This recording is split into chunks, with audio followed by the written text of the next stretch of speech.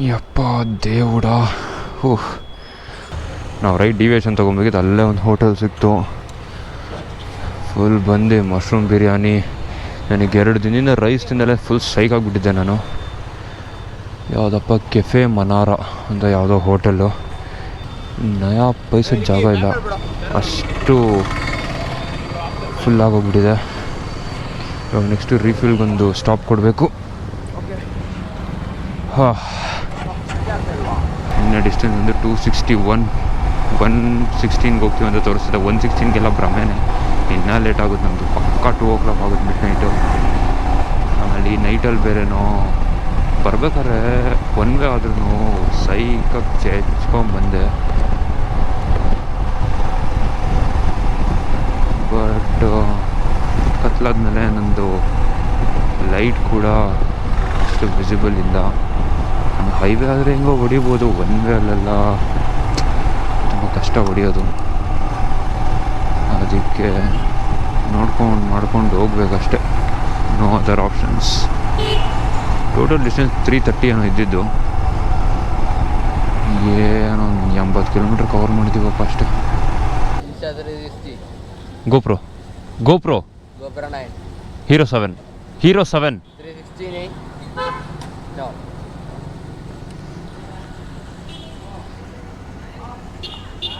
wide എത്ര 360 degree wide ഉണ്ടോ?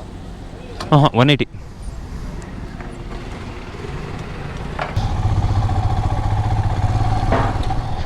$9.09 litres petrol ಇಳಿಸ್ತು.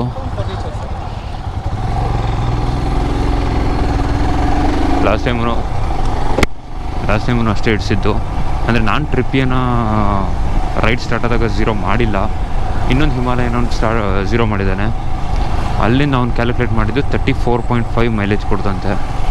Okay, ಅಂದರೆ ಹೈವೇ ಅಲ್ಲಿ 32 ಏನಕ್ಕೆ ಕೊಡ್ತು ಅಂದರೆ ನಾವು ಹೆವಿ ಸ್ಟ್ರೆಚ್ ಮಾಡಿದ್ವಿ. ನನ್ನ ತಮ್ಮ ಕೈ ಕೊಟ್ಟಿದ್ನ ಅವನು 120, 130 ಎಲ್ಲ ಹೊಡೆದಾಕ್ಬಿಟ್ಟವನೆ. ಹಂಗಾಗಿ ಅದಾದಮೇಲೆ ಸ್ವಲ್ಪ ಸ್ಮೂತಾಗಿ ಓಡಿಸಿದ ಗಾಡಿನ. ಹಂಗಾಗಿ 34.5 ಕೊಟ್ಟಿದ್ದೆ. ಅಂದರೆ ನೀವು ಸ್ವಲ್ಪ ಆರಾಮಾಗಿ ಪೀಸಾಗಿ ಓಡಿಸ್ತೀರ ಅನ್ನೋ ಥರ ಎಲ್ಲ ಇದ್ದರೆ ಆರಾಮ್ಸೆ 36, 37, 38 ತನಕ ಎಕ್ಸ್ಪೆಕ್ಟ್ ಮಾಡ್ಬೋದು. ಬಟ್ ನೀವು 100+ ಎಲ್ಲ ಹೊಡಿದೆವು ಅಂದರೆ 33, 34 ಆರಾಮ್ಸೆ ಕೊಡುತ್ತೆ. ಟೆನ್ಷನ್ನೇ ಇಲ್ಲ. ಯಾವ ಲೆವೆಲ್ಗೆ ಜಾಮ್ ಆಗಿದೆ ಅಂದರೆ ಯಪ್ಪ, ಫುಲ್ ರೆಡ್ ಲೈನು ಒಂದು ಸ್ಟ್ರೆಚ್ಚು. ಬಟ್ ಏನಕ್ಕೆ ಇಷ್ಟು ಜಾಮ್ ಆಗಿದೆ ಅನ್ನೋದೇ ಐಡಿಯಾ ಇಲ್ಲ. ಇಲ್ಲಿಂದ ಯಾವುದೋ MC ರೋಡ್ ಅಂತ ಸಿಗುತ್ತೆ, ಅದು ಡಬಲ್ ರೋಡ್ ಅನ್ಕೋತೀನಿ. ಯಪ್ಪ ದೇವರೇ, ಡಬಲ್ ರೋಡ್ ಸಿಕ್ಕಿದ್ರೆ ಸಾಕು ಅನ್ನೋ ಥರ ಆಗ್ಬಿಟ್ಟಿದೆ ಗುರು.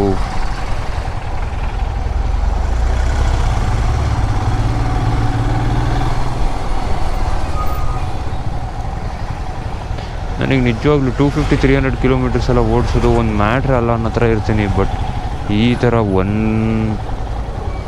ಸಿಂಗಲ್ ಲೇನ್ ರೋಡಲ್ಲಿ ಈ ಥರ ದರಿದ್ರ ಟ್ರಾಫಿಕ್ಕಲ್ಲಿ ಬೇರೆ, ಅಯ್ಯೋ ಏನಕ್ಕೆ ಇಷ್ಟು ಟ್ರಾಫಿಕ್ಕು. ಡಬಲ್ ರೋಡ್ ಸಿಗುತ್ತಂದರೆ ಈ ಥರ ಸಿಟೀಸ್ ರೋಡ್ ಸಿಕ್ತು. ಹೈವೇ ಯಾವಾಗ ಸಿಗೋದು ಗೊತ್ತಿಲ್ಲ. ಇನ್ನು 227 ಕಿಲೋಮೀಟರ್ಸ್ ಇದೆ. ಇಲ್ಲೇ ಸೈಡ್ಗೆ ಹಾಕ್ಕೊಂಡು ಬಾಯ್ಸ್ಗೆ ವೆಯ್ಟಿಂಗು. ಅವ್ರು ಇನ್ನೂ ಎಲ್ಲ ಹಿಂದೆ ಇದ್ದಾರಂತ ಅಂದರು. ಅದಕ್ಕೆ ಕಾಯ್ತಾ ಇದ್ದೀವಿ. ನಿಜವಾಗ್ಲೂ ಒಂದೊಂದು ಕಿಲೋಮೀಟ್ರೂ ಯಪ್ಪ ಅನಿಸ್ತಾ ಇದೆ. ಯವ್ವ ಸ್ವಾಮಿ, ಹೋಗ್ತಾನೆ ಇಲ್ಲ. ಹೋಗು, ಒನ್ ವೇ ಇಷ್ಟೋ ತನಕ ಬಂದಿದ್ದು, ಅದರಲ್ಲೂ ಸ್ಲೋ ಮೂವಿಂಗ್ ಟ್ರಾಫಿಕ್ ಬೇರೆ. ಈ ರೈಡಿಂಗ್ ಗೇರ್ಸ್ ಎಲ್ಲ ಹಾಕ್ಕೊಂಡು ಆಯಿತು ಗುರು. 7:52, 8 o'clock ಆದ್ರೂ ಶೆಕೆ ಹೆಂಗಿದೆ ಅಂದರೆ ಜ್ಯೂಸ್ ಇಳಿತಾ ಇದೆ ಇವಾಗ. ಯಪ್ಪ ಸ್ವಾಮಿ. ಕೊಚ್ಚಿ ಇಲ್ಲಿಂದ ಏನೊಂದು 20 ಕಿಲೋಮೀಟ್ರ್ ಇರ್ಬೋದು. ಬಟ್ ಕೊಚ್ಚಿಯಲ್ಲೆಲ್ಲ ಹೋಗಿ ಸ್ಟೇ ಆದರೆ ಮತ್ತೆ 200 ಕಿಲೋಮೀಟರ್ ಸ್ಟ್ರೆಚ್ ಹೊಡಿಬೇಕಾಗುತ್ತೆ ನಾಳೆ. ಅದಕ್ಕೆ ಆದಷ್ಟು will try to reach Wayanad. ನೋಡುವ, ಪ್ಲ್ಯಾನಲ್ಲಿ ಏನಾದರೂ ಬದಲಾವಣೆ ಆದರೆ ಹೇಳ್ತೀನಿ. ಒನ್ಸ್ ಡಬಲ್ ರೋಡ್ಗೆ ಹೋಗಿ ಸಿಗ್ತೀನಿ. ಯಾವ ಟ್ರಾಫಿಕ್ರು, ಟ್ರಾಫಿಕ್ಕಲ್ಲೇ ಈ ಬೆಂಗಳೂರವ್ರಂತೂ ಟ್ರಾಫಿಕಲ್ಲೇ ಬದುಕ್ತಾ ಇರ್ತಾರೆ. ಆಚೆ ಕಡೆ ಟ್ರಿಪ್ಪಿಗೆ ಬಂದಾಗಲೂ ಈ ಥರ ಟ್ರಾಫಿಕ್ ಸಿಗುತ್ತೆ.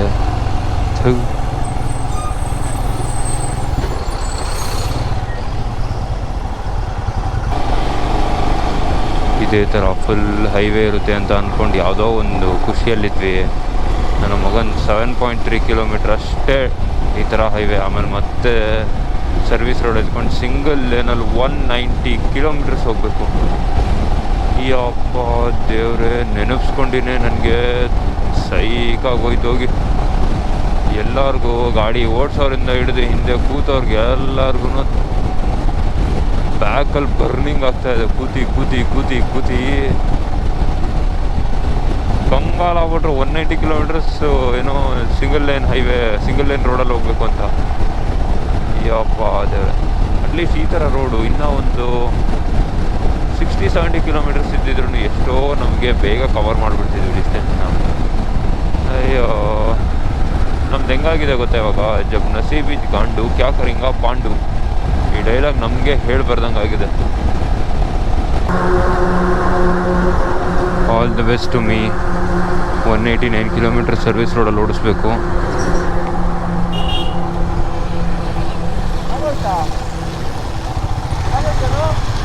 All the best. 189 ಕಿಲೋಮೀಟರು. 189. ಯಪ್ಪ ಸ್ವಾಮಿ, ಒನ್ ವೇ 4.5 ಅವರ್ ಓಡಿಸ್ಬೇಕಾ ಗಾಡಿನ. ನೈಸ್.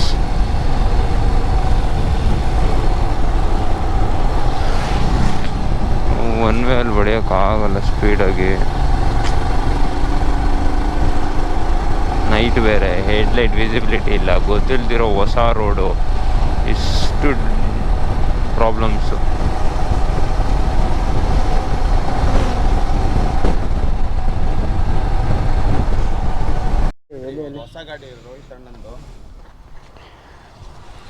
ಓಯ್ ನಿಕ್ಕಿ, ನಂದು ಆಗ್ಬಿಡು.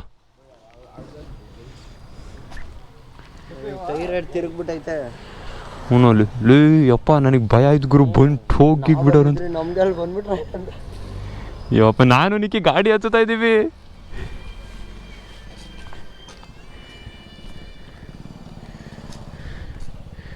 ಶೇ, ಅಂದರೆ ಒಂದು ಸ್ಪೀಡಲ್ಲಿ ಬಂದವನೇ ಏನು.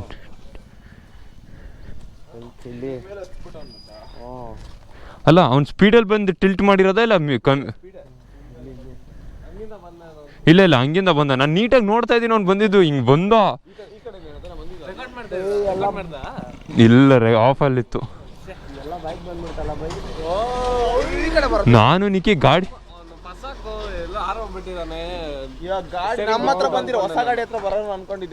ನಿಜವಾಗ್ಲೂ ನಾನು ನಮ್ಮ ಗಾಡಿ ಹತ್ರ ಬಂದ್ರೆ ಎಲ್ಗುರು ಅಂತ. ಶೇ,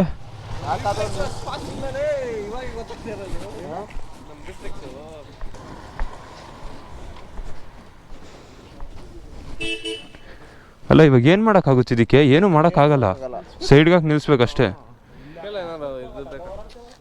ನಾವೇನು ಮಾಡೋಕ್ಕಾಗುತ್ತೆ?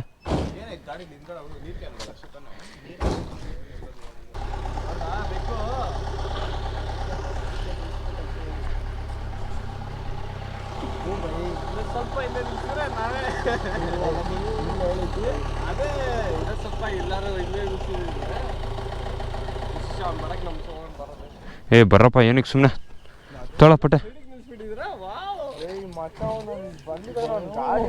ನಾನು ನಿಕ್ಕಿ ಲೈವ್ ಆಗಿ ನೋಡಿದ್ವಿ ಹಿಂಗೆ ನಿಂತ್ಕೊಂಡು.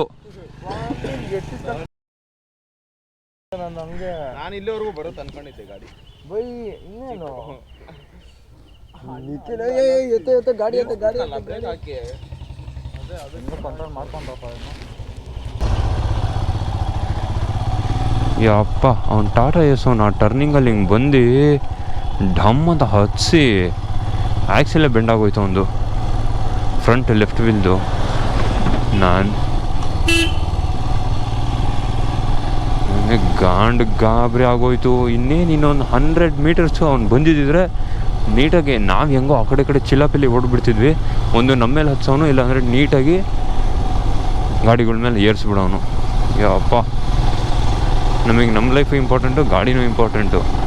ಏನು ಹೇಳಿ, ಆರಾಮಾಗಿ ಹೋಗೋಣಪ್ಪ ಪೀಸ್ಫುಲ್ಲಾಗಿ.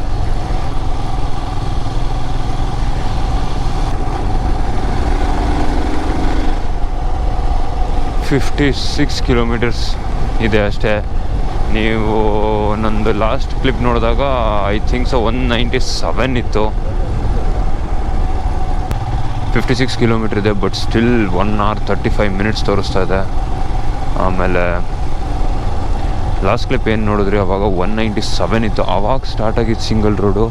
ಇದೇ ಥರ ಬರೀ ಹಳ್ಳಿ ರೋಡ್ಗಳು, ಸಿಂಗಲ್ ಲೇನ್ ರೋಡ್ಗಳು, ಕರ್ವಿ ರೋಡ್ಗಳು. ಅಯ್ಯೋ ರೋಡೇ ಸಾಗಿಲ್ಲ ಅಂದ್ಕೊಳ್ಳಿ. We literally took 12 hours to reach 330 kilometers. ಯಪ್ಪ ಸ್ವಾಮಿ ಹೋಗು. ನಾನು 16 650 ಕಿಲೋಮೀಟ್ರ್ ಮಾಡಿದ್ದೆ. ಇಲ್ಲಿ 12 hour ತೊಗೊಂಡಿದ್ದೀನಿ 330 ಕಿಲೋಮೀಟ್ರ್ ಮಾಡೋಕ್ಕೆ. ಏನು ಮಾಡೋಂಗಿಲ್ಲ. ರೋಡ್ ಚೆನ್ನಾಗಿದ್ರೆ, ಅದು ಹೈವೇ ಅಲ್ಲಿ ಮಾಡಿದ್ದು. ಹೈವೇನೇ ಸಿಕ್ಕಿಲ್ಲ ಗುರು ನಮಗೆ. ಸಿಕ್ಕಿದ್ದೆ ಬರೀ 12-12.5 ಕಿಲೋಮೀಟ್ರ್ ಅಷ್ಟೇ. ಇನ್ನೆಲ್ಲ ಇದೇ ಥರ ರೋಡ್ಗಳು. ಅದೇನು ಶಾರ್ಟೆಸ್ಟ್ ರೂಟ್ ಅಂತ ಈ ಅಸಹ್ಯ ಪಾತ್ ತೋರಿಸ್ತೋ ಇಲ್ಲ ಏನೋ ಗೊತ್ತಿಲ್ಲ. ಸೆಂಟ್ರಲ್ಲಿ ನೀವೇನು ಟ್ರಕ್ದು ಕ್ಲಿಪ್ ನೋಡಿದ್ರಿ, ಅವನು ಅಷ್ಟೇ. ನಾನು ನಿಂತ್ಕೊಂಡು ಏನೋ ಮಾತಾಡ್ತಾ ಇದ್ದೀವಿ, ಸಡನ್ನಾಗಿ ಬಂದು ಆ ಸೈಡಲ್ಲೊಂದು ಕಲ್ಲಿತ್ತು, ಅದ್ರ ಮೇಲೆ ಏರಿಸಿ ನಿಲ್ಲಿಸ್ಬಿಟ್ಟವನೇ. ಹೋಗು, ಅಯ್ಯೋ ಸೈಕು.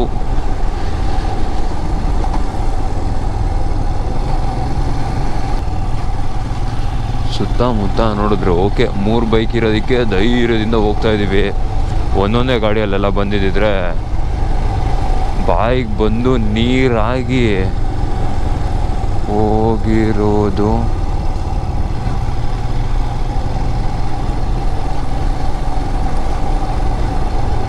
ಯಪ್ಪ ಕ್ರೇಜಿ ಎಕ್ಸ್ಪೀರಿಯನ್ಸು ನನ್ನ ಬರ್ಡೇ ದಿನ.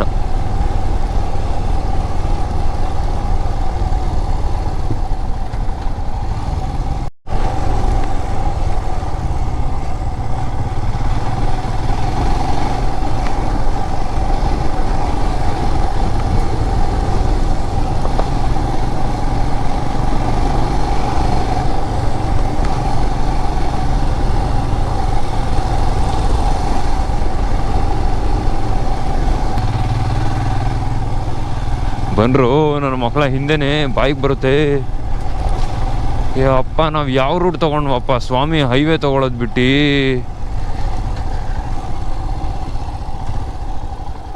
ಯವ್ವ ಪರಮಾತ್ಮ. ಟೈಮಾ ಮಧ್ಯರಾತ್ರಿ 1:24 ಅಷ್ಟೆ, ಜಾಸ್ತಿ ಏನಾಗಿಲ್ಲ.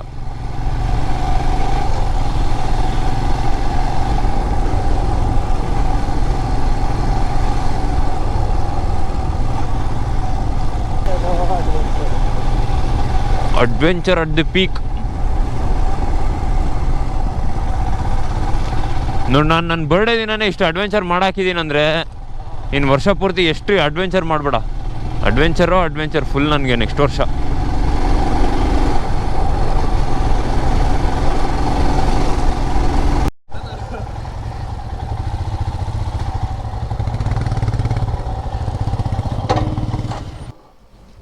ಅಪ್ಪ ದೇವುಡಾ, ಇನ್ನು 42 ಕಿಲೋಮೀಟ್ರು.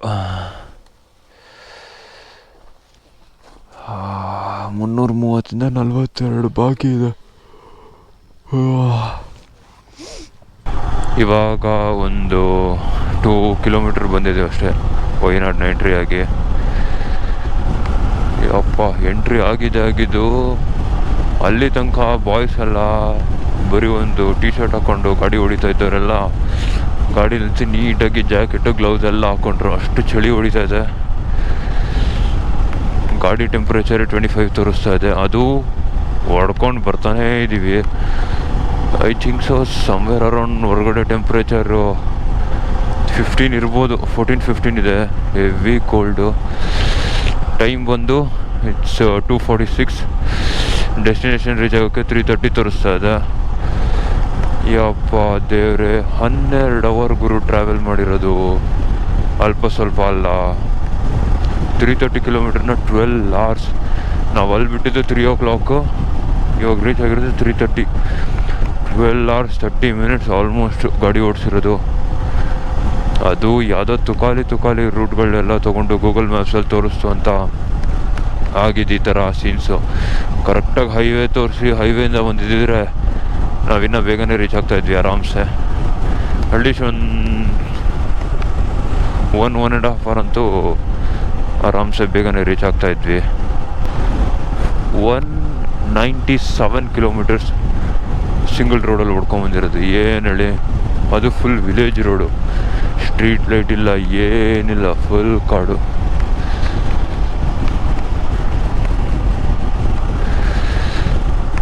ಯಪ್ಪ, ಬ್ಯಾಂಗ್ಳೂರಿಂದ ರೈಡ್ ಹೊರಟಿದ್ದ ದಿನ 2 ಅವರ್ ನಿದ್ದೆ. ಇಲ್ಲಿ ಬಂದು ಮುನ್ನಾರಲ್ಲಿ 4 ಅವರ್ ನಿದ್ದೆ.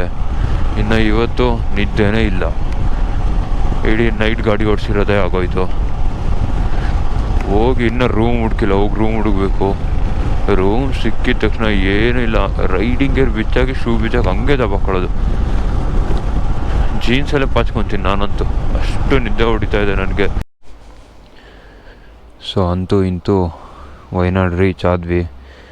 ಟೈಮ್ ಬಂದು 3:10 ಇನ್ ದ ಮಾರ್ನಿಂಗ್. ನಾವು ಮುನ್ನಾರ್ನ ಬಿಟ್ಟಿದ್ದು 3 o'clock ಮಧ್ಯಾಹ್ನ. ಇವಾಗ ಆಲ್ಮೋಸ್ಟ್ 12 hours ಆಗಿದೆ. ನಮ್ಮ ಪಠಾನು ರೂಮ್ಸ್ ಹುಡ್ಕೊಂಬರಕ್ಕೆ ಹೋಗಿದ್ದಾನೆ. ಅಲ್ಲೇ ಕಾಂಟ್ಯಾಕ್ಟ್ ನಂಬರ್ ಇರುತ್ತೆ, ಕಾಲ್ ಮಾಡಿ ಕೇಳೋಕ್ಕೆ. ಇಲ್ಲಿಂದ ಆ್ಯಕ್ಚುಲಿ ಮುನ್ನಾರ್ ಬಂದು 14 kilometers ಇದೆ. ಬಟ್ ಇಲ್ಲೇ ಯಾವುದಾದ್ರೂ ಹೋಟೆಲ್ ನೋಡಿ ದಬಾಕೊಳ್ಳೋಣ ಅಂತ ಡಿಸೈಡ್ ಮಾಡಿದ್ವಿ. ಈ ವ್ಲಾಗ್ ಎಷ್ಟು ಲೆಂತ್ ಆಗಿದೆ, ಹೆಂಗೆ ಬಂದಿದೆ, ಹೆಂಗೆ ಶೂಟ್ ಮಾಡಿದ್ದೀನಿ, ಏನೇನು ಮಾತಾಡಿದ್ದೀನಿ ನನಗೆ ಗೊತ್ತಿಲ್ಲ. ಯಾಕಂದರೆ ನಿದ್ದೆ ಗುಂಗಲ್ಲಿತ್ತು ಸ್ವಲ್ಪ ಬ್ರೈನ್. ಸೊ ಕ್ಷಮಿಸಿ, ಅದನ್ನು ಅಜೀಬಾಗಿದ್ದರೆ ಹೊಟ್ಟೆಗೆ ಹಾಕ್ಕೊಂಬಿಡಿ ಅಂತ ಹೇಳ್ತಾ, that's it for today's video. Next ವ್ಲಾಗಲ್ಲಿ ವಯನಾಡ್ ಎಕ್ಸ್ಪ್ಲೋರ್ ಮಾಡೋದನ್ನ ಫುಲ್ ತೋರಿಸ್ತೀನಿ ಅಂತ ಹೇಳ್ತಾ, if you enjoy this video for whatsoever reason, don't forget to give this video thumbs up, like ಮಾಡಿ, ಶೇರ್ ಮಾಡಿ, ಸಬ್ಸ್ಕ್ರೈಬ್ ಮಾಡಿ. I will see in the next vlog. Bye. ಬಂದ ನಮ್ಮ ಪಠಾನು.